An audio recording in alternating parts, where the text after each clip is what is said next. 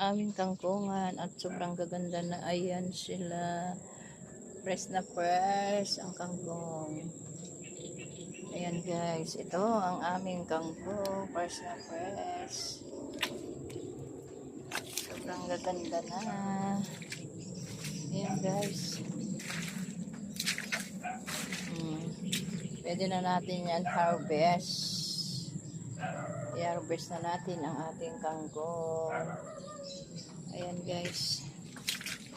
Ayan, pwede na natin yan magkakitaan. Kasi po, yung aking mga albos, nasira na po na ano na po, na nangamatay na po. Ayan, yung aking kamatis wala nang natuyo na. Ayan po ang aming kangkungan.